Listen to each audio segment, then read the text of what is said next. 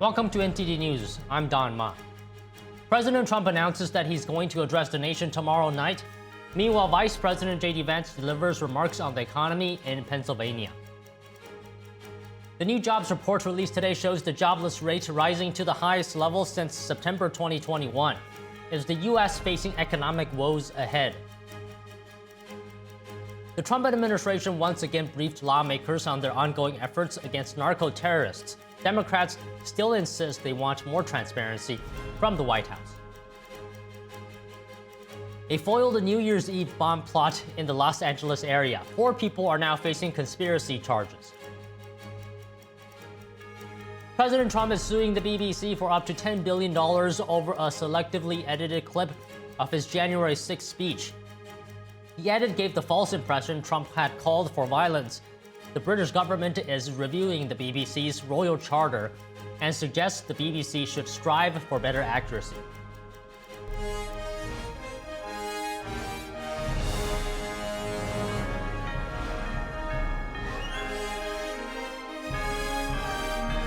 This is NTD Newsroom, live from our global headquarters in New York City.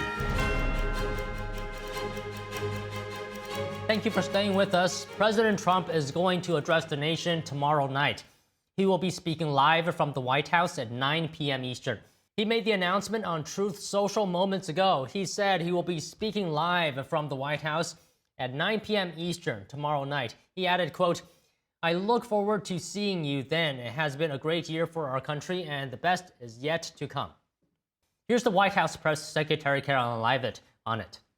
It's going to be a really good speech. I was just in the Oval Office with the president discussing it. He's going to talk a lot about the accomplishments over the past 11 months, all that he's done to bring our country back to greatness, and all he continues to plan to do to continue delivering for the American people over the next 3 years.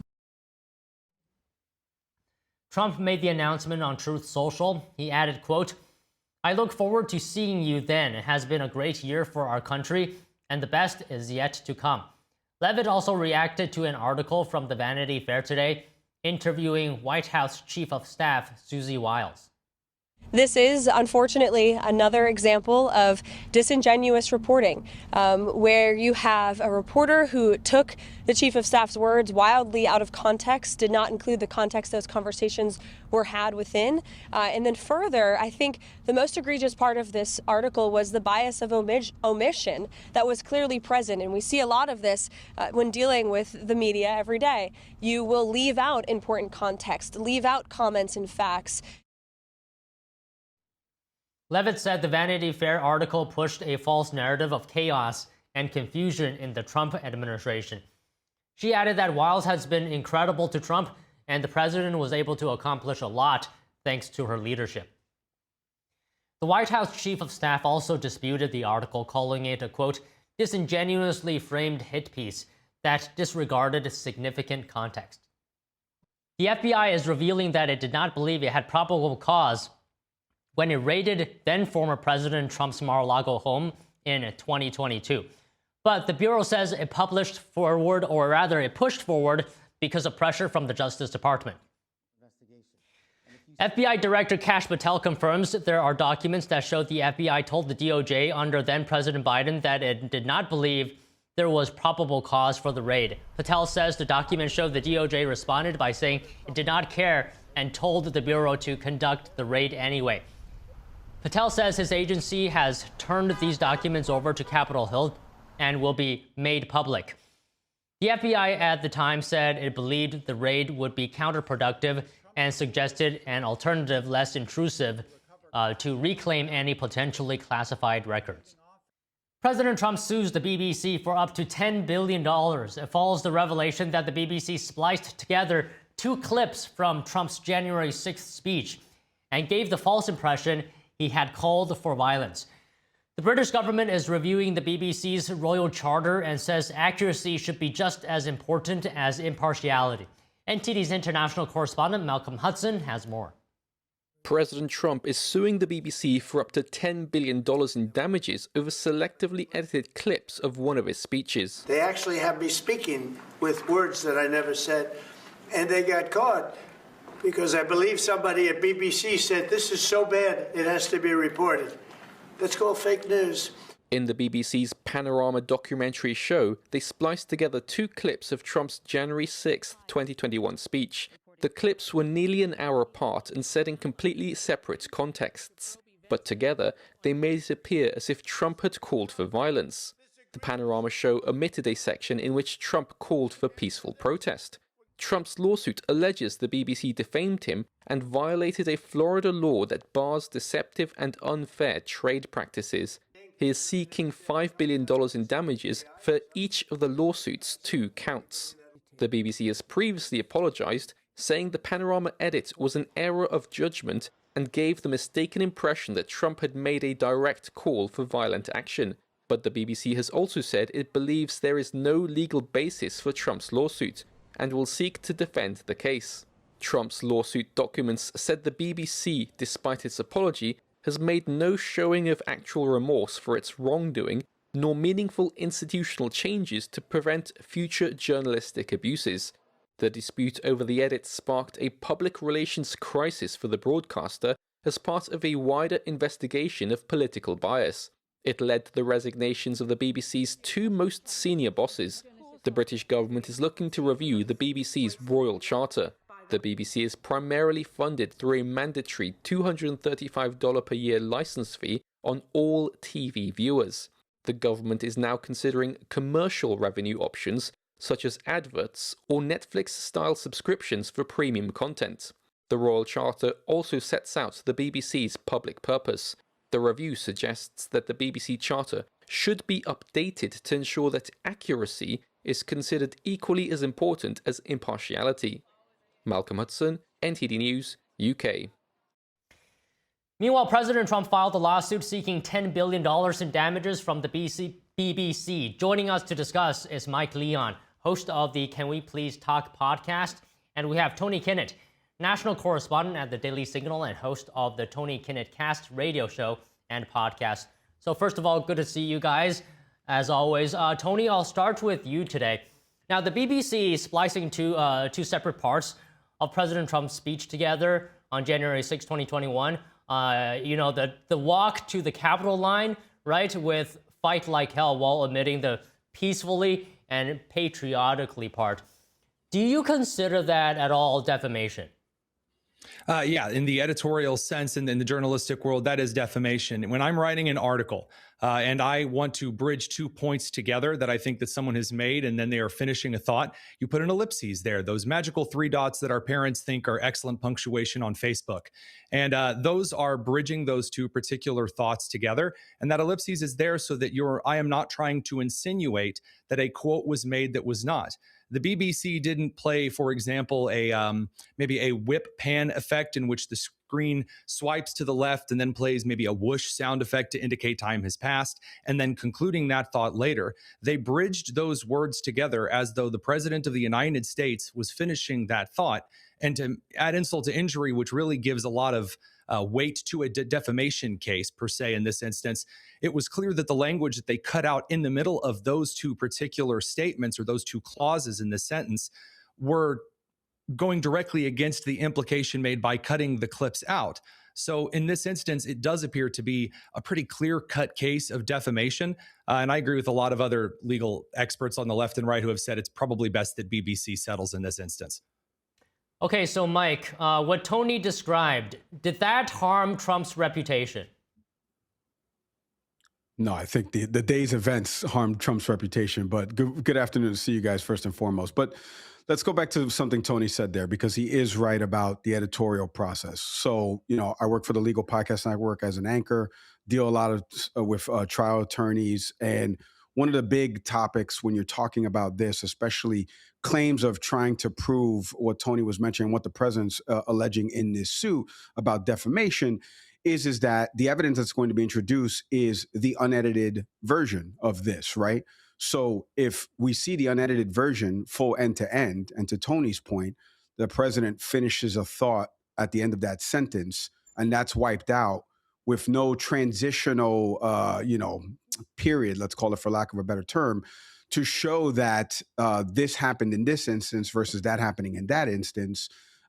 That's clear cut, like he just said. I think any lawyer that has done defamation, libel suits, slanders, et cetera, would say that's the first piece of evidence that we're going to ask for is the entire sequence of the speech. And then we're going to show it in its entirety and what was intended versus what was actually played on BBC's airwaves. But in terms of, there are other things that you could have criticized Trump about language-wise from that day, whether it be tweets leading up to it, whether it be other things that he said on that day, whether it be what Mark Meadows, what was said to him, what Kevin McCarthy was said to, and the reports from that. There are other things from that day. They didn't have to necessarily edit a video to make it sound like, or at least give the appearance of what they were trying to push from a narrative perspective. Okay, Tony, your response to Mike saying that this did not harm his reputation, and what was President Trump's core rhetoric that day, his actions? So a couple of things. First of all, I would disagree with Mike that the statement harming Trump's reputation, again, if they were just trying to report the truth, if there wasn't any kind of political motive to damage the president's reputation, airing this right before the 2024 November election, then they would have just used one of the other statements throughout the day, and then they would have run with it. But there was some clear editing in this case, which does bring into question motive and timing. And again, whether or not the president has earned a reputation or not on that day, which to answer the latter part of the question to Don, and then in second part to Mike here, yeah, I don't think that the president's behavior on that day was good whatsoever. I think that he was issuing a lot of complaints, that he was questioning a lot of things, some of which have come true now, some of which have not. Of course, there's also the massive scandal around Nancy Pelosi and the National Guard and whether or not this was or wasn't done. But in that instance, when an outlet like BBC chooses right before the election to cut and edit footage in order to paint something extra, like they're really going to nail it home so there's no other possible conclusion that you could draw, that gets into the putting your hand artificially on the scale in a way that isn't legal, at least with the BBC's licenses to exist as a corporation also here in the United States. And what does that mean? The president was wonderful and smelled of roses on January 6th? Well, absolutely not. That's a separate issue. Okay, Mike, the lawsuit accuses the BBC of trying to influence the 2024 election. Your comments on that? Yeah, well, I mean, again, I think this is something BBC's lawyers would try to prove in court, and maybe it's to the detriment of what their viewership is in the marketplace, because I could tell you just right now, just if you look at Adweek's ratings, where BBC News would rank with respect to the top, let's say, 25 networks out there, from News Nation, Fox News, MSNBC, MS Now, Newsmax, OAN. I think BBC is further down the list, right? Because of the appearance, right? It's from England. Like, their network is far better reach over in London. So I think that's something that their lawyers would potentially argue in court, whether or not it tried to influence the 2024 election. Again, the biggest question is, what was the narrative that was trying to be formed that day by the executive producers, senior producers, whatever it is that were working on the show? I got to be honest, I don't know much about the suit other than the astronomical figure and what the president is alleging and what Tony said about the splicing of the video. Just from hearing those three things, I mean, it sounds to me like this is a clear-cut case where BBC's lawyers would want to settle, to Tony's point, because again, if he said X, Y, Z, and to what Tony said about punctuation, the ellipses, if there was nothing there or any type of white or white flash or anything like that to signify that this was a later portion of the speech, then they are dead to rights in essence, at least from the television term. Could a lawyer maybe spin that in a different way? Maybe. I don't know what crafty legal argument would be made. But from an editor's standpoint, from a producer standpoint, as somebody who's been at those networks, we would be dead to rights because we know that we tried to form this to shape a narrative. So maybe there is something under all of it that it's better for them to settle, because they know that the long form video, the unedited version of this video, will show that they had crafted a narrative that was trying to harm the president. But that's for, obviously the courts to decide. Okay, Tony, what are your comments? I'm curious. The BBC says the documentary wasn't broadcast in the U.S. So is it influencing the 2024 U.S. presidential election? Yeah, great question. And I think this also goes, I can answer also Mike's question as to their viewership and their reach. BBC has a reputation of being a decent third-party source. You know, if I'm going to compile resources for a show, then I might also, in addition to right-wing and left-wing sources, some might pull in a BBC or other outside sources, which are considered to be more sterile in their coverage of certain issues. And so the BBC's documentary, which they're claiming wasn't aired in the United States, it was posted online. It was posted to their social media, which do, in fact, air in U.S. markets. It's a very interesting question of jurisdiction. If I, over in my country, try to maybe shift the balance of power in a particular political election, and then someone sees it from another jurisdiction, even if it's not on FCC-regulated spectrum air, does that count? That's a great question, but notice I don't think the BBC is being charged with election interference in this particular lawsuit or that being implicated. It's about defamation of character. And again, that's once you go back to, well, why was the clip cut? And really the harshest nail in the coffin here is that the clips being played side by side are so short on social media that you can witness it firsthand. And that's going to make this defamation suit far worse. Do I think they were trying to interfere? Yeah, we have some internal conversations and emails from BBC which allege so. But I think that more so was the trying to paint those United States people in their elections and electing a rogue like Donald Trump terrible. I think that's probably more likely.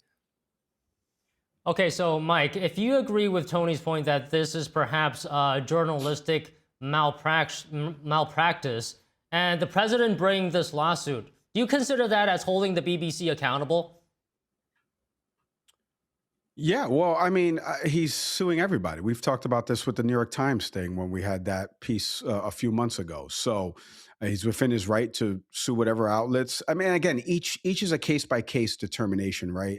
Again, I was just talking to a lawyer literally 20 minutes ago that said something similar to me about case by case basis. If you look at the ABC News, right, that was something that George Stephanopoulos said on air that was not actually proven in the court case in the civil documents, right? Which is why it's important to kind of regurgitate what actually is word for word, which is why you have editors and why you have producers, you know, whether it be segment producers, associate producers. It's got to go through a fine-tooth comb so you don't end up in litigation like this, right? Or being sued by the President of the United States. So, you know, when you look at it like that, each one has its own case, right, and trajectory. So the New York Times one, again, same thing, a little bit different there.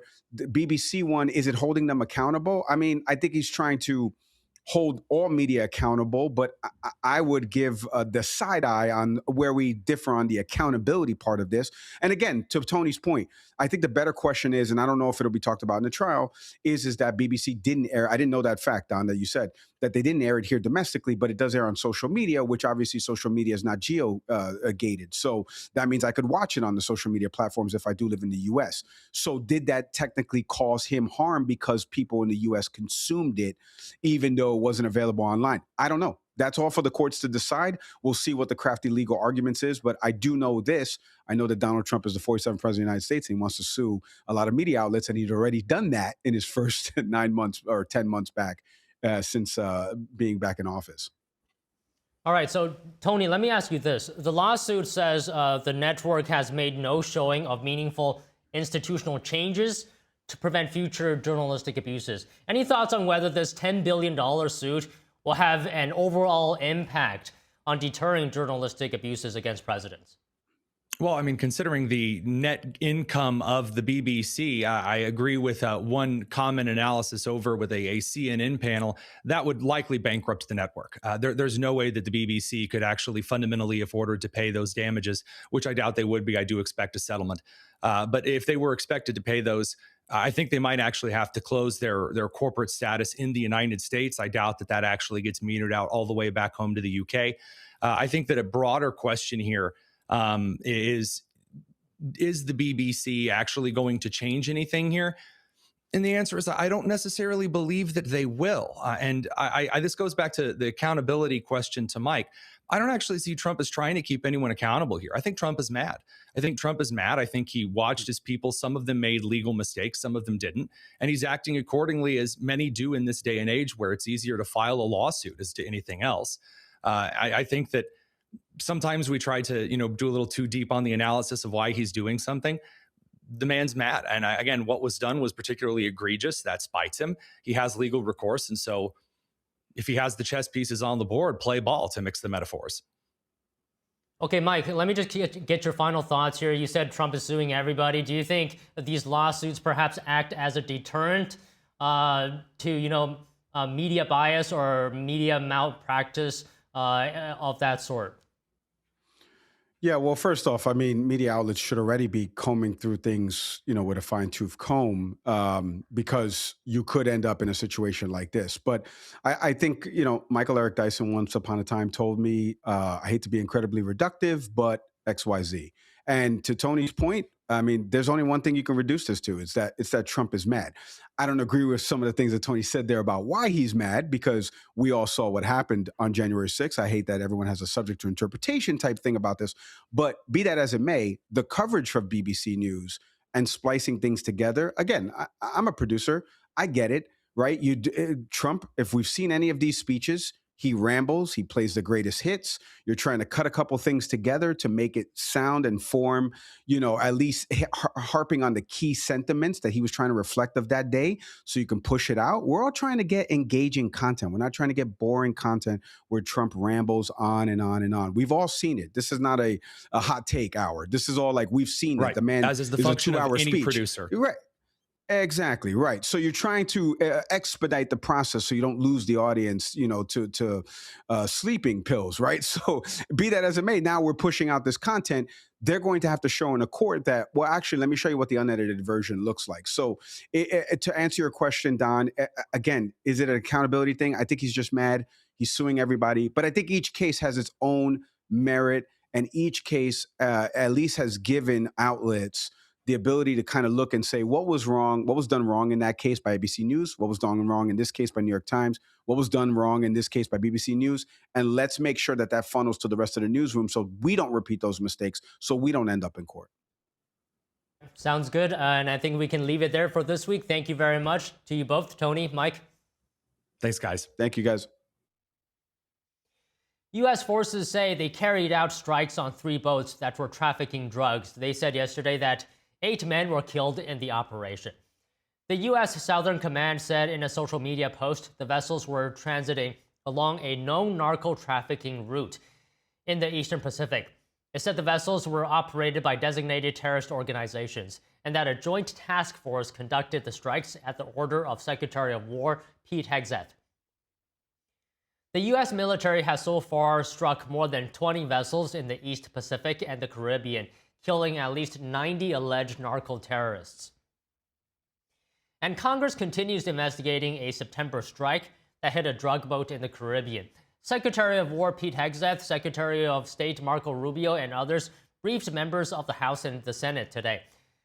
Democratic senators say they were not shown the video during the briefing. Hegseth says it will be shown to the House and Senate Armed Services Committees tomorrow.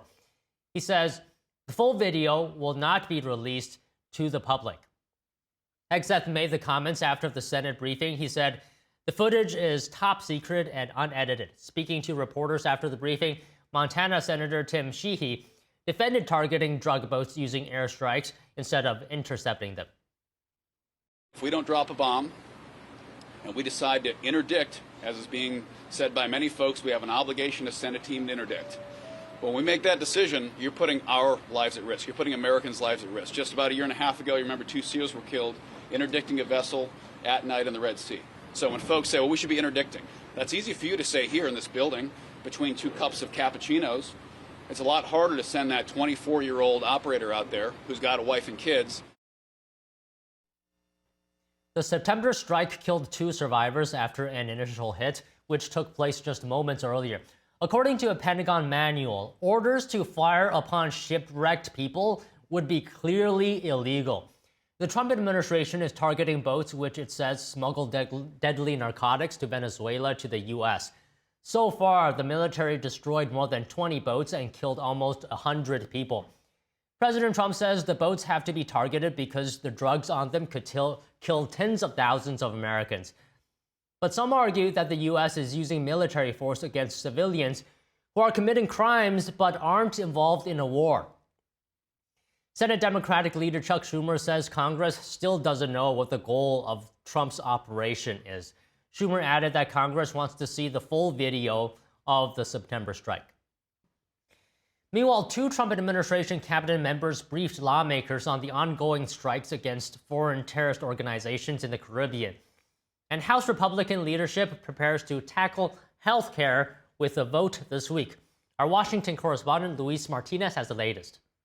It is the 22nd bipartisan briefing we've had on a highly successful mission to counter designated terrorist organizations, cartels. Provide updates on this counter-drug mission, which is focused on dismantling the infrastructure of these terrorist organizations that are operating in our hemisphere, undermining the security of Americans.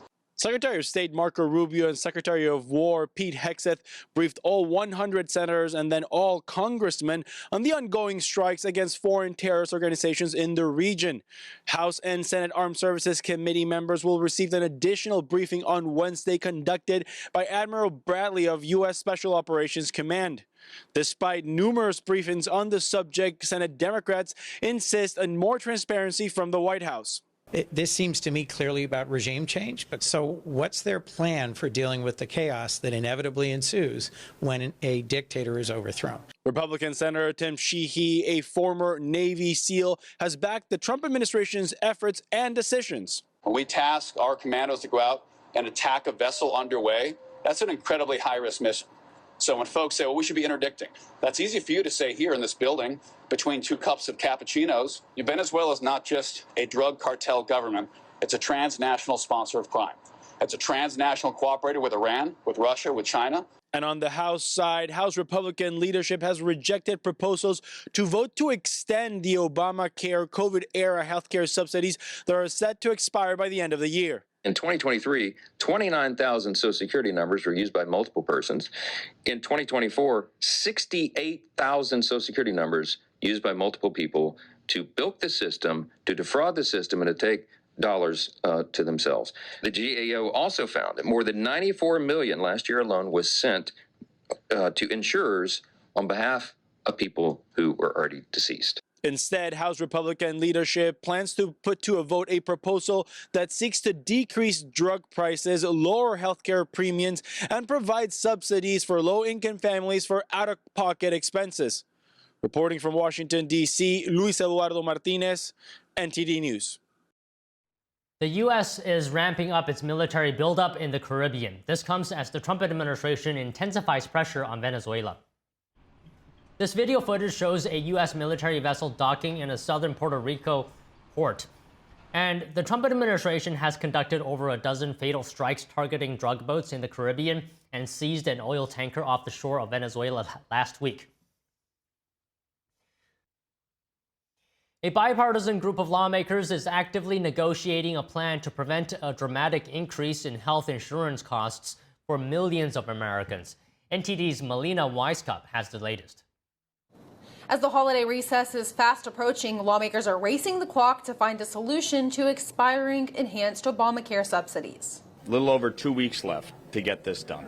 Right now, neither party has presented a plan that can get 60 votes. After failed Senate votes on both the Democrat and Republican proposals last week, House leadership is now pushing for a plan of their own.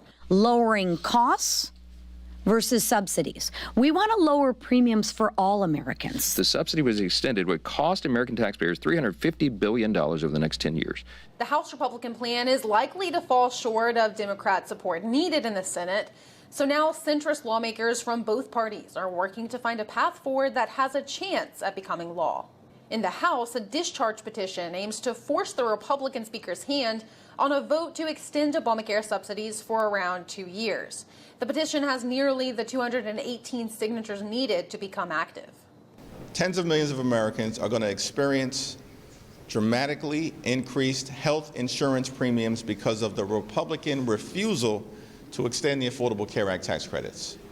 If Hakeem Jeffries wanted to tell his members to go sign the discharge petition for Brian Fitzpatrick's bill, we could get this done immediately. But he's not doing that. And the reason he's not doing that is because he wants the issue rather than a solution. And another bipartisan effort is underway in the Senate. A small group of Republicans and Democrats met behind closed doors last evening. They're negotiating a plan that includes a 2-year extension of the Obamacare tax credits that would also be coupled with other reforms to try to make the program less expensive for taxpayers, such as by creating income caps and rooting out fraud. But if you address the fraud, and particularly you address the fact that the premiums being pushed, the policies being pushed have $6,000 deductibles. If we do that, I think there could be interest in a short-term extension. I think that could be the deal. Now, these senators aim to give more details about their new proposal later this week, but even if it does get the bipartisan buy-in needed, it will be challenging, if not impossible, to get it through Congress until early January. Reporting from Washington, D.C., Melina Weisskopf, NTD News. And just a note, earlier today, House Speaker Mike Johnson said the House will not take a standalone vote this week on GOP centrists' push to extend and reform the COVID-era enhanced Obamacare subsidies. A federal judge is holding an emergency hearing today to consider whether to temporarily stop construction on President Trump's White House ballroom plans. A historic preservation group filed a lawsuit to stop the project from moving forward because the president did not get approval from Congress, nor did he submit plans to the National Capital Planning Commission and the Commission of Fine Arts for review. In a court filing yesterday, the administration said the organization that wants it stopped has no standing to sue. And a Secret Service official involved in the construction said that any disruption in the project would hamper the agency's ability to provide security for the president. Trump had the East Wing torn down in October as part of his plan to build a 90,000 square foot ballroom. Vice President J.D. Vance in Pennsylvania today to deliver the administration's message on the economy. Here's Vance at a Uline warehouse in Albertus, Pennsylvania. We've got real money, real jobs, and real opportunity. What that means for the state of Pennsylvania is that in just the last 11 months, we're creating 60,000 good-paying jobs for Pennsylvania families, and we're bringing in, just in this one Commonwealth, $100 billion of new investment into this great place. That is real opportunity for the American people. That is real wage growth for the American people. Vance promised more money in Americans' pockets this upcoming tax season. He said that under the Trump administration, Americans will have $1,000 more of take-home pay because of tax cuts, tax credits, and other policies. The vice president also touted the administration's efforts cutting drug prices and bringing investments into America.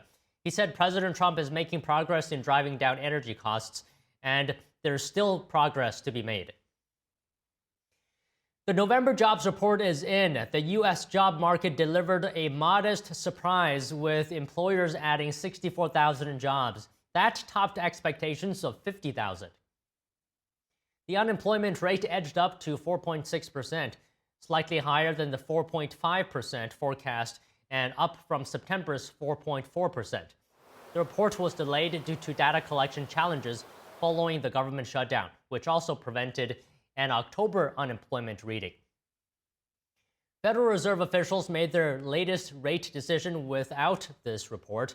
Markets now largely expect rates to remain unchanged at the Fed's next meeting in January. When asked about rising unemployment, National Economic Council Director Kevin Hassett said that labor participation also rose. How concerned are you the unemployment rate keeps rising? Well, the other thing that rose was labor force participation. And I think that right now, I think for those two things to happen, probably what's going on is the 250,000 federal government workers who took the buyout are staying in the labor force and looking for work. And so we saw a big reduction, about 250,000 in federal employment. We saw an uptick in the unemployment rate, but we also saw an uptick a few months in a row of labor force participation. So I think those government workers are out there looking for jobs. And there's an academic literature that suggests that they'll be very successful at it because government workers tend to be very well qualified when they hit the private sector. President Trump will nominate a new Federal Reserve chair soon. White House economic advisor Kevin Hassett, who is a top contender, spoke to reporters today. The job of the Federal Reserve chair is to run the Federal Reserve independently. It's also the job of the Federal Reserve to be nonpartisan. and to focus on monetary policy. And I think that one of the things that the president's been disappointed in is that the Fed has been quite partisan and, cutting rates right before an election, focusing so much on issues other than monetary policy. And so I think that it's very easy to conceive of someone from inside this building or that building going over there, like Steve Myron is doing right now, and doing a great job of being an independent Fed governor or chair. Fed Chair Jerome Powell's term ends in May. Trump has been criticizing him for not lowering interest rates enough. The president has identified Hassett and Kevin Warsh, a former Fed governor, as leading contenders to replace Powell. Hassett brushed off concerns that he may be too close to Trump to chart an independent path at the central bank. He said the idea that being too close to the president disqualifies someone for any job doesn't make any sense to him. The latest jobs report shows the U.S. economy added 64,000 jobs in November. Joining us to discuss is Michael Busler, economist, public policy analyst, and professor of finance at Stockton University. So, Michael, always good to see you. Thank you for joining us today. So, the top question I have here is for this report: is there any concern in your mind about the economy with the rise of the unemployment rate to the highest level since September 2021? You're right. The unemployment rate is at about over a 4-year high. That's a little bit concerning. What I keep thinking is the Federal Reserve should have started cutting interest rates a little sooner this year, and that might have kept that number down. When you look at the number, most of the new jobs added were in the construction industry and the healthcare industry. Government workers continue to go down, and actually, since Trump took office, they've reduced government employment by 271,000, and they're going to continue to pare that number. Remember when Elon Musk was in charge of Doge, and there were 2.4 million workers, civilian workers in the government workforce. He concluded that he can probably get by with about half of that. So we should start to see a decline in government workers. Now, government workers are typically highly qualified and will have a new job relatively soon. But we don't have any growth numbers for the economy because the government was shut down. But indications are that the third quarter GDP grew at about a 3.5% rate. That's up from the second quarter. The fourth quarter isn't over yet. We don't have a lot of data, but and of course the government shut down in October, which is going to hurt a little bit. But we still should see strong growth in the fourth quarter. Going into next year, we should see even more growth. Remember the big bill that was passed in July, the tax cuts don't go into effect until January 1st, the start of next year. And President Trump has attracted a lot of foreign investment, trillions of dollars into this country. That'll start coming in next year too, and that should add growth to GDP and provide more jobs. So I'm a little concerned that the unemployment rate is as high as it is, but I don't think that's a trend. I think it'll start going down next year once the economy revs up and all these tax cuts and things kick in. And so, as of right now, what is the health of the labor market and the overall economy in your view? Yeah, so the overall economy, I think, is fairly good. As I say, GDP should be growing about 3.5% to 4%, which is very good growth. The job market is not as healthy as that growth might suggest. And the reason is a lot of labor will be replaced by capital. So what does that mean? So these new factories that they're building, they'll have artificial intelligence, automation, robots in there, so they won't need a lot of people in there. So it'll create some new jobs, but not nearly as much as would typically occur. And the other thing is AI is being implemented in a lot of companies now. And over the past couple of months, we've seen that companies like Amazon, I think Target, announced thousands of workers will be furloughed because their jobs will be replaced by artificial intelligence. In the short run, AI will probably add to the unemployment rate. In the long run, artificial intelligence will make workers more productive, and that should help the employment picture. So, Michael, you said earlier that you felt maybe the Fed should have cut earlier. So do you feel this report strengthens the case for further rate cuts by the central bank? I do. I've been saying all along on this show that I thought that rates should have been cut starting back in the springtime. And when they finally did get around to cutting rates in the fall, I thought a 50 basis points, half a percentage point cut was warranted. I think going forward, the view on Wall Street and most of my colleagues is that the Fed will not cut interest rates in January. I'm not so sure of that. With this unemployment going up, and there's pressure then to stimulate the economy to get more jobs, they may cut rates in January. If they don't, there'll be a couple of rate cuts at least next year, and Chairman Powell will be replaced. They typically announce the replacement in February, and Powell's term runs out in May.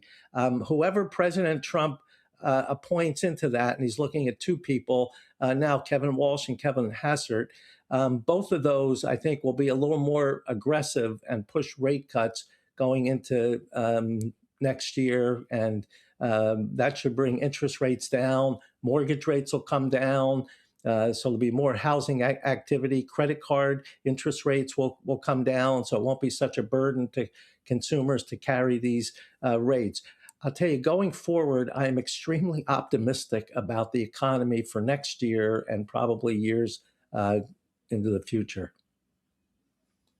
You know, Michael, let me just ask you one more thing. We've been talking about the economy for a while now, and the biggest concern for the Fed used to be inflation, right? Has that changed as of right now? Is it more focused on the labor market or inflation currently? So that's a difficult question. The Fed has to balance. Their two goals are price stability, keeping the inflation rate down. They'd like to get it close to 2%, and full employment. And full employment typically means about a 4% unemployment rate. So both the unemployment rate and the inflation rate are above their typical target. So which one should they concentrate on? I believe that with falling energy prices, which account for a lot of the consumer price index, and with the pressure, there's downward pressure now on food prices. Trump had put on some tariffs from food that we brought in, and he's starting to relax some of that. A lot of the agricultural costs have to do with energy. The fertilizer is all based on petroleum-based products. So you should start seeing food costs come down and energy costs come down, and that should bring the overall inflation rate down. I think going into next year, March, April, May, you'll see the consumer price index fall well under 3%, maybe down as low as 2.5%. And if Trump's right, he says he can get oil prices down under $55 a barrel, perhaps as low as $50 a barrel. That translates to less than $2.50 for a gallon of gas. And when you bring down necessities like gas and food, gives consumers more money to spend on other things. And that's why I tend to be very optimistic about the economy going forward. Well, all right. It's always great to speak with you, Michael. Thank you very much for your time today. Always my pleasure. Nick Reiner, the son of Rob and Michelle Reiner, could appear in court Tuesday. The 32-year-old was arrested on suspicion of murder after his parents were killed at their Brentwood home. NTD's Christina Corona is live outside the courthouse. Christina, what is the latest? Good afternoon. That's right. We learned that Nick Reiner did not make a court appearance today. His attorney, Alan Jackson, notified several reporters waiting outside the courthouse that his client has not yet been medically cleared to be transported to court. Nick is currently being held at the Twin Towers facility in downtown Los Angeles without a bail. details about who found them or what may have happened in the days leading up to this? Yes, so TMZ made several reports that Rob and his wife Michelle were scheduled to get massages on Sunday, but once the masseuse wasn't able to enter their residence, she notified their daughter Romy, who lives across the street. And unfortunately, Romy was the one who found her parents' bodies. TMZ also reported that the Reiners attended a holiday party at Conan O'Brien's house with their son Nick, and several attendees who wished to remain anonymous told investigators that they had a heated argument, which may have been part of the timeline that led up to their deaths. And what can we look forward to, maybe in the next day or two? Well, prosecutors are reviewing the case, and they have a window to formally file charges. Nick's attorney, Alan Jackson, told reporters today that Nick may make a court appearance as early as Wednesday. And District Attorney Nathan Hochman announced earlier today that he will be providing an update on the case at 1 p.m. local time today. All right, Christina, thank you very much for updating us. A group is facing conspiracy charges over a foiled bomb plot in the Los Angeles area. The FBI says they were able to stop the group who was trying to make a bomb in the Mojave Desert. A filed complaint says 4 people were planning to plant explosive devices at 5 locations in the Los Angeles area at midnight on New Year's Eve. The defendants include Audrey Carroll, Zachary Page, Dante Gaffield, and Tina Lai. Carroll and Page allegedly recruited the other 2 defendants to help them carry out the plan. This included getting bomb-making materials and going to a remote area of the Mojave Desert to make and test explosive devices sometime this month. A sworn statement says Carroll shared a document titled Operation Midnight Sun to a paid confidential source, which described the bomb plot. The FBI says agents intervened before they could complete their work and assemble a functional explosive device. Attorney General Pam Bondi described this as a foiled bomb plot. On top of the New Year's Eve bombings, the group is considering going after ICE agents and their vehicles with pipe bombs in January or February. The 4 have been charged with conspiracy and possession of an unregistered destructive device. Officials are hoping new photos and video will help them find the person responsible for the shooting at Brown University. They're asking the public for help tracking down the gunman as the manhunt enters a 4th day. The FBI is offering a $50,000 reward for information that can lead to an arrest and conviction. Here are the details.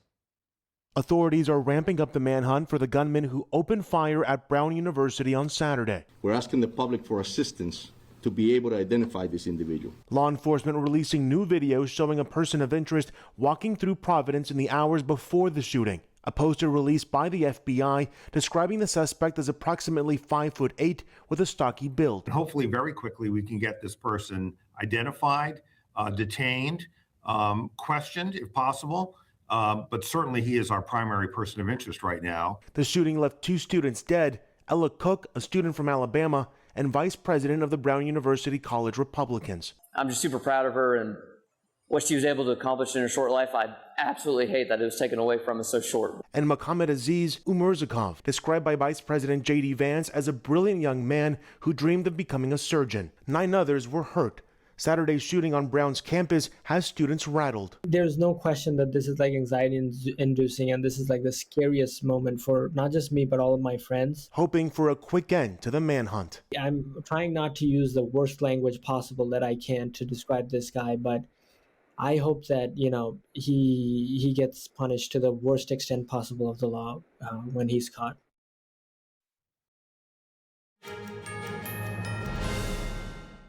U.S. officials might hold talks with Ukrainian counterparts as soon as this weekend.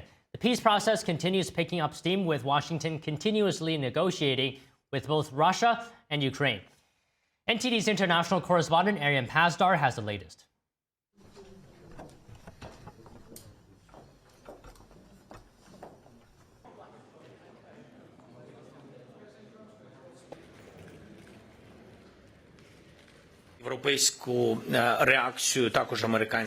And now, with all these reactions in hand, I think the American side will contact the Russian side, and after that, there will be a meeting with Ukraine and the United States at the level of negotiating teams. I think in the coming days, possibly over the weekend.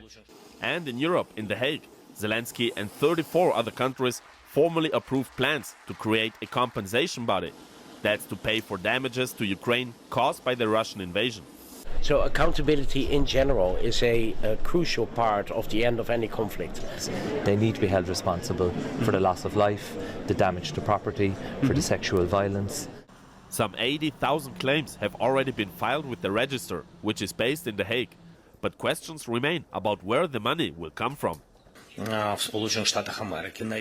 We expect a total amount of over 200 billion euros. It is only fair that the Russians should pay for the destruction, but even 210 billion will still not be enough. One proposal is to use some of the tens of billions of dollars in frozen Russian assets held in Europe. The EU High Representative says there are precedents which can be used to back up the idea. After Iraq's invasion of Kuwait, the United Nations Compensation Commission was able to use Iraqi oil revenues to pay reparations. She added that, in her opinion, Russia is no less liable for the damage in Ukraine than Iraq was for the damage in Kuwait. Arian Pastar, NTD News. New footage is emerging about the suspected gunman in Sydney's Bondi Beach shooting. This video shows one of the suspects being disarmed near a parking lot, and a warning some viewers may find the following footage disturbing. A man wearing a white shirt was seen charging at a man in a dark shirt who was holding a rifle. He then tackles the armed man from behind, wrenching the rifle from his hands before pointing the gun back at the man. The bystander was later identified as fruit shop owner Ahmed Al-Ahmed. He has been hailed as a hero whose actions saved lives. A second video captured the moment an elderly couple tackled one of the terrorists to stop him before apparently being shot dead. The dashcam footage showed one shooter wrestling for a weapon with an older man in a lavender shirt and shorts before both fall heavily to the ground behind a car.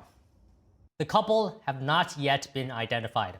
As the investigation continues, authorities in Australia now say the Bondi Beach attack appears to have a link to the ISIS terror group. They also say one of the suspects in the attack on Sydney's Jewish community had been probed over terror connections as early as 2019. Here are the details. Australian authorities say the deadly attack on a Hanukkah celebration in Sydney may have been inspired by ISIS. That's according to the police and Australia's Prime Minister. It would appear there's evidence that this was inspired by a terrorist organisation, by ISIS. Radical perversion of Islam is absolutely a problem. The Prime Minister pointed to evidence investigators seized from a vehicle they say the suspects used. I also confirmed that the vehicle, which is registered to the younger male, contained IEDs, but I also confirmed that it contained 2 homemade ISIS flags. Police say the father-son duo traveled to the Philippines last month. The purpose of that visit is under investigation. Prime Minister Albanese said today Naveed Akram, the younger of the two, caught the attention of authorities as early as 2019. That was due to his association with individuals who were later charged with terrorism offenses. Albanese said he had not been placed on a terrorism watch list, nor was he subject to any surveillance. Naveed remains under police guard. Police shot his father Sajid Akram dead during the attack. Earlier today, Prime Minister Albanese visited Ahmed Al-Ahmed at a Sydney hospital. He's the man who charged at one of the gunmen and seized his rifle. Your courage is inspiring. Ahmed Al-Ahmed represents the best of our country. We will not allow this country to be divided. That is what the terrorists seek. Hundreds lined up to lay flowers this morning in memory of those who were killed. The death toll stands at 15. Israel's ambassador to Australia also visited the site of the shooting on Sydney's iconic Bondi Beach, calling for greater protection of Jewish people in Australia.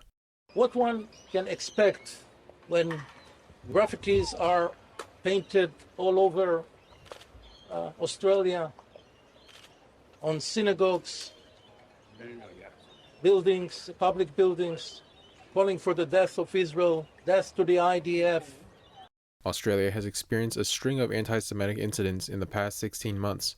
It has prompted the head of the nation's main intelligence agency to declare anti-Semitism as his top priority in terms of threat to life. The neighboring state of Victoria has announced more than 2 million Australian dollars, that's about 1.3 million US dollars, in security and support for Jewish communities. It includes funds for private security, youth camp protection, mental health services, and counter-extremism programs. The Bondi Beach attack is Australia's worst shooting in nearly 30 years. New York City Mayor Eric Adams addressed the Big Apple's Jewish community yesterday amid this year's Hanukkah celebrations. Adams encouraged the city's Jewish residents to continue their traditions despite the recent attack at Bondi Beach in Australia. Do not live in fear. Do not stop outside your synagogue and determine if you're going to go in or not. Do not contemplate before you enter the subway system that you're going to take off your yarmulke.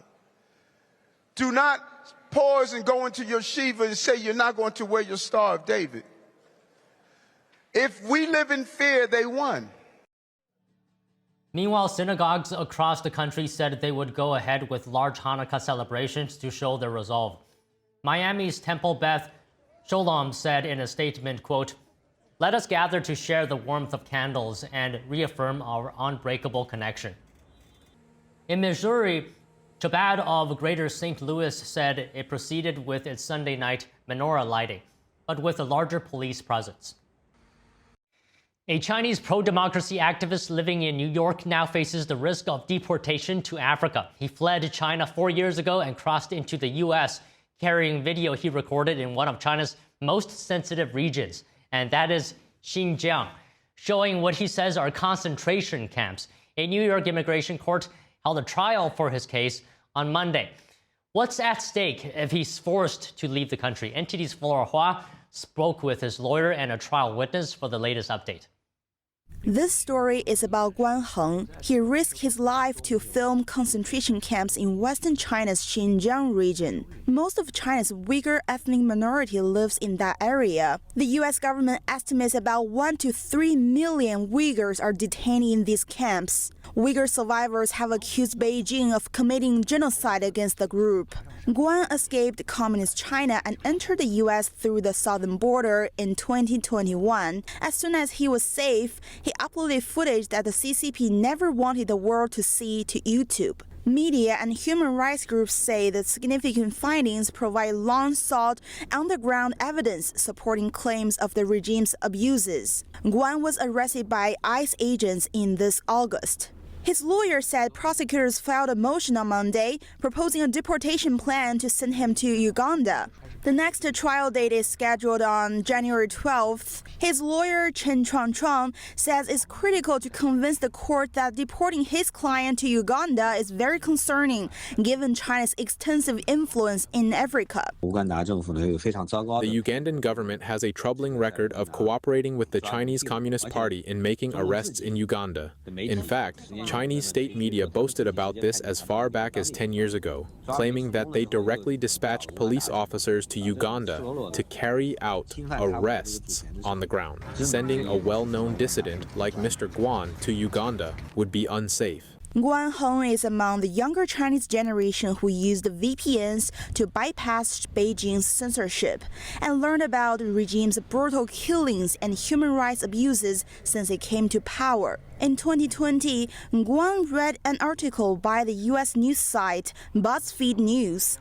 The article cited multiple satellite images showing western China's Xinjiang region. There were maps marking locations the article identified as suspected Beijing-run concentration camps targeting Uyghurs. Guan decided to drive to Xinjiang to see it for himself. That's when he recorded the videos. Zhou Fengsuo, a Tiananmen massacre survivor and veteran pro-democracy activist, will testify for Guan's trial. He says Guan's actions align with American values and serve U.S. interests. He's optimistic for a positive outcome. We have seen overwhelming support, so I think he is definitely someone that this country should and can provide asylum to.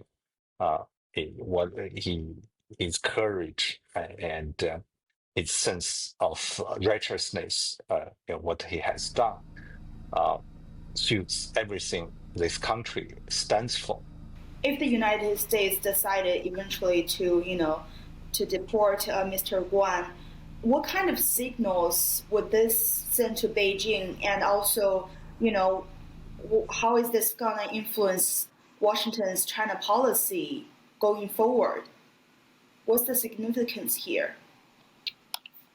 Yeah, that would be catastrophic for United States. It would be a very bad signal for the people who care about human rights and care about the value and the interest of United States. And of course, it would embolden CCP to commit more heinous crimes like this, to the Uyghur people and to the Han Chinese as well.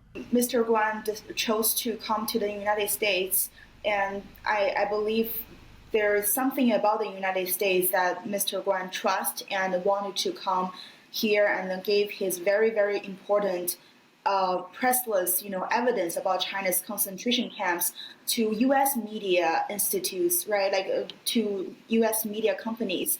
So, what does this say about, the United States in Chinese people's mind? What kind of role do they think the United States has been playing on the world stage? Yeah, for freedom-loving Chinese, United States has always been a beacon of freedom and hope. That's why so many people risk so much to come here. I was a refugee myself. I'm a naturalized citizen now, and I'm very grateful for this freedom and the safety here. And I believe confronting CCP is the best to the interest of this country. In places like Xinjiang, where foreign media cannot even gain access, the Chinese government's persecution of Uyghurs is even more unimaginable. Those who refuse to be enslaved cannot bear to see others enslaved. May the Chinese Communist Party and the Chinese government collapse and step down as soon as possible, bringing an end to these crimes against humanity. We will keep a close eye on Guan's situation. Flora Hua, NTD News. A Chinese whistleblower being tracked on American soil by the communist regime years after he fled China. The former Chinese regime official says some of the tools that the CCP is using are developed right here in the U.S. Here's the story. Former Chinese regime official Li Chuanyang fled China for the U.S. in 2018 and publicly cut ties with the Communist Party 2 years later. Since then, he says the surveillance hasn't stopped. They used their power overseas and got Interpol to issue a red notice, making it impossible for me to move around. Li said a man he believes to be a CCP agent has followed him across state lines in recent months. He says the Chinese regime can trace people through phones, payments, travel records, as well as personal contacts. And all of this was happening on U.S. soil. Regarding why he left China, Li and the Chinese regime had different narratives on the situation. Li says he left China because he could no longer tolerate the corruption of other officials. He once reported his city's party secretary to hire authorities for corrupt practices. But Chinese state-backed courts accused him of corruption, costing hundreds of millions of dollars. They are charges that Li and his lawyers say are politically motivated. Unlike many other former senior CCP officials who came to the U.S. after retiring and lived quiet lives, Li spoke publicly, criticized corruption, and focused on exposing abusive Chinese regime officials. Beijing officials also went after Li's family and friends to apply pressure on him overseas. A lot of my partners were arrested one by one. More than 40 of Li's relatives and friends in China, including his pregnant daughter, have been detained. Li says he has lost contact with them and still doesn't know the full details of the accusations. Beijing's overseas surveillance campaigns, known as Operation Foxhunt and Skynet, rely on technology developed by U.S. firms. It includes software that taps into and records messages finances, flights, and phone calls. The development of China's technology to this point, especially surveillance, is definitely closely linked to Western countries, especially American high-tech companies. Simply put, they couldn't have done it without their technological support. Chinese state media says more than 14,000 nationals have been forced back to China worldwide through pressure and intimidation. The FBI calls China's retaliation against people in the U.S. unacceptable, and the White House says it will pursue any violations of U.S. law.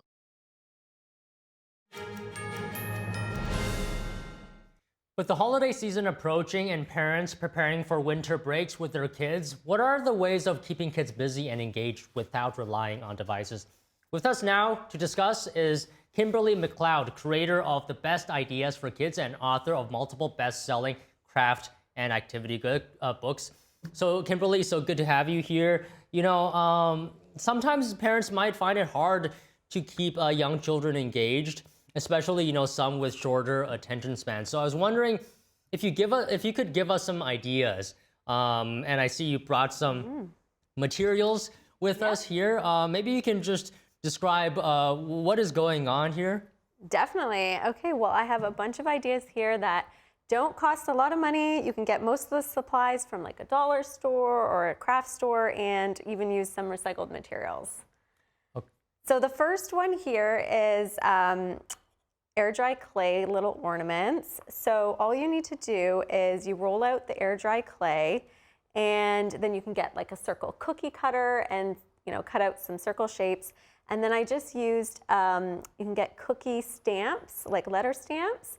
And I just stamped in, you can do words or names to personalize them and then just add some twine and then they dry within, you know, 24 hours. You just let them air dry. Okay, and I do believe you have crafting ideas for all different age groups. Yeah. So maybe we can go through some of them.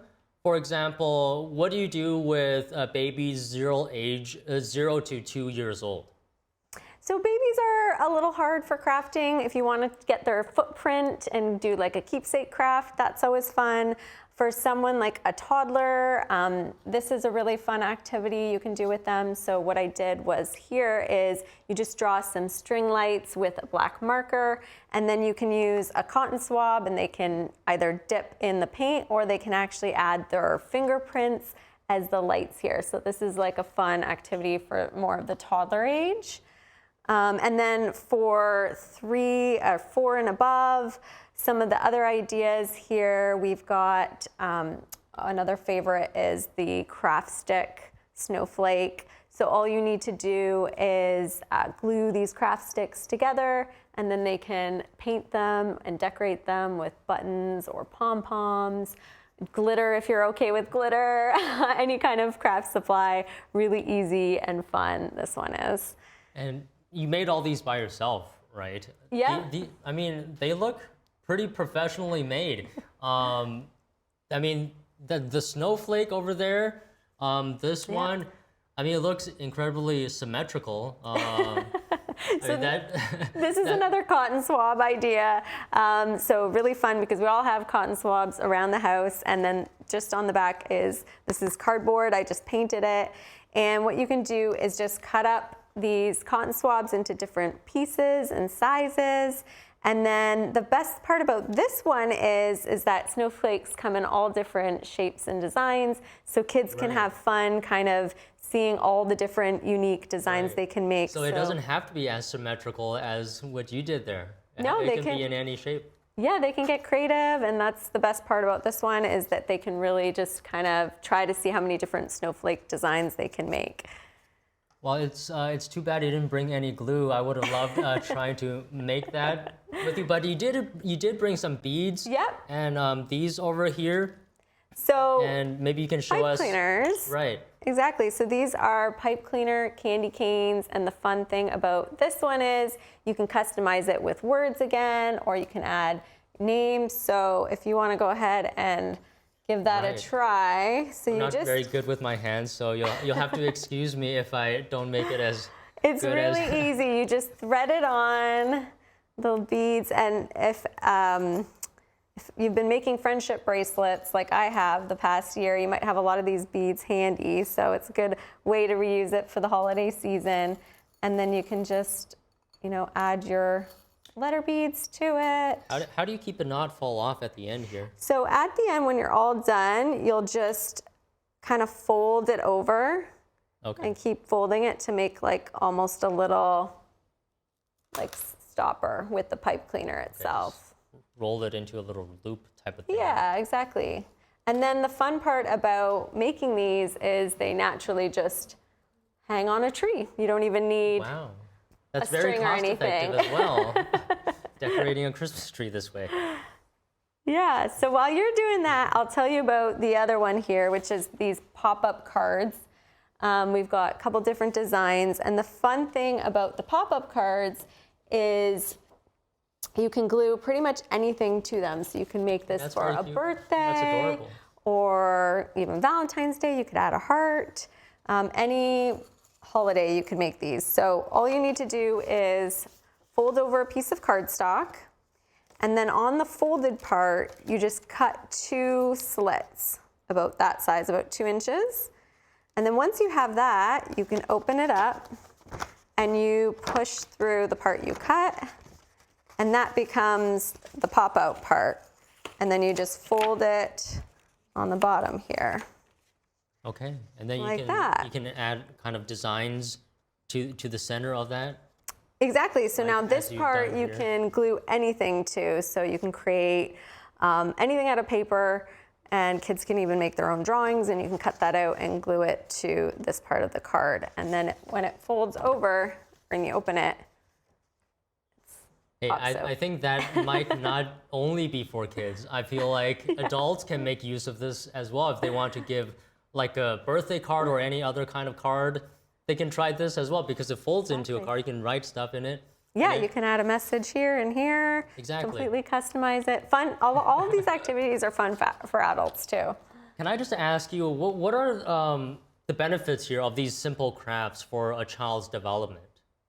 I think just fostering creativity in kids is important, and I think as parents we're always trying to battle, how much screen time that our kids get. Right.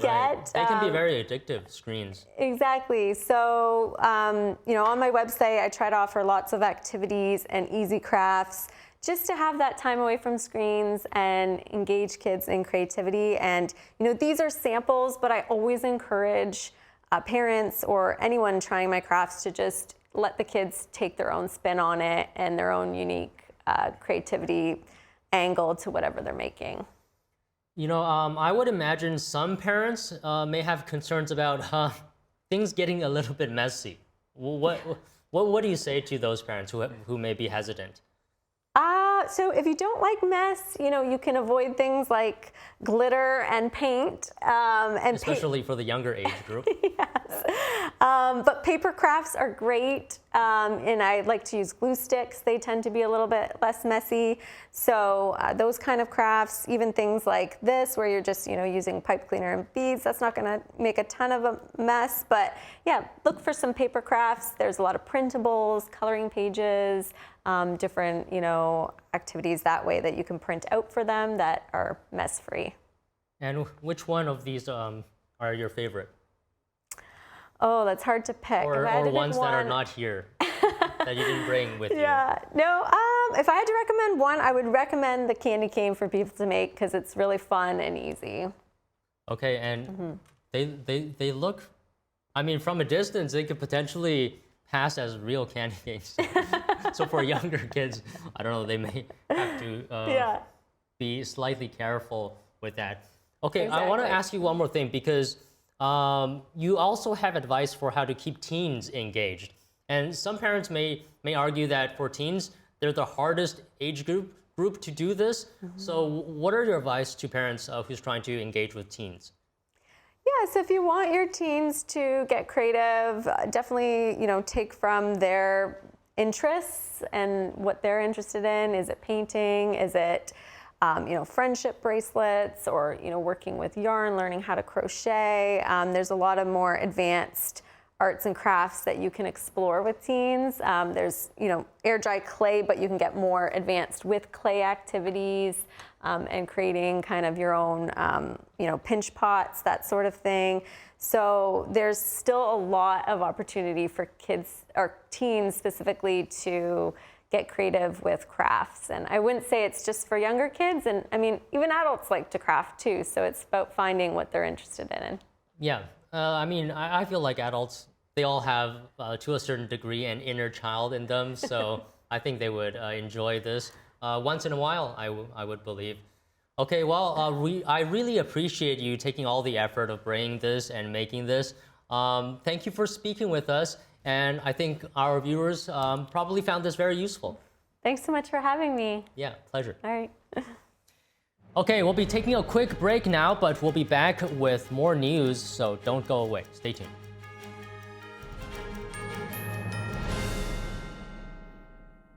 Tourists and locals gathered in Spain today for the 20th edition of the Sand Nativity scene. The event on Gran Canaria Island featured sand sculptures by artists from across the world. NTD's Andrew Thomas has the details. Over the last several weeks, Spain's Las Canteras beach became a sandy canvas. Sculptors from different countries worked carefully to craft incredible nativity scenes ahead of Christmas. Sand Nativity director Adai Rodriguez said the event drew a range of talent. 10 artists participated. They are from Australia, Vietnam, United States, Canada, Czech Republic, and local Spanish artists who are top level. I've seen sand sculptors from all over, and I think Echuel, Spanish sand sculptor Echuel Ojeda, for me is still the best in the world. Rodriguez said the event went well, but Storm Amelia threatened the sculptures over the weekend. The weather forced organizers to reschedule the event's opening date. We had a super strong storm with a lot of wind and water. We faced several problems, which makes it all the more commendable, and it made us enjoy today's opening even more. A lot of people are coming in. A local family has organized Sand Nativity since 2006. This year's event drew around 260,000 visitors over 40 days. Andrew Thomas, NTD News. A U.S. military vessel is docking in the southern Puerto Rican port. And this is amid tension in the Caribbean Sea. More news after this break.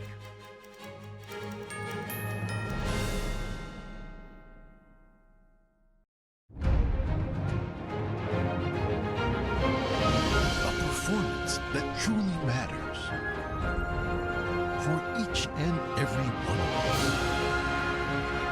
This is what you've been waiting for. See it at least once in your lifetime. Shenyun. Get tickets now at shenyun.com.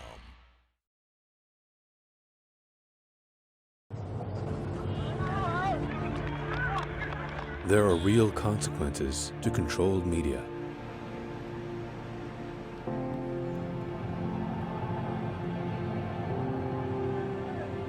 And NTD's founders know them firsthand. Our freedom of thought is the price. This is the lesson that guides us in everything we do. So there's the tear gas there. We know the value of a free society. And we take seriously the responsibility to preserve it. We are NTD.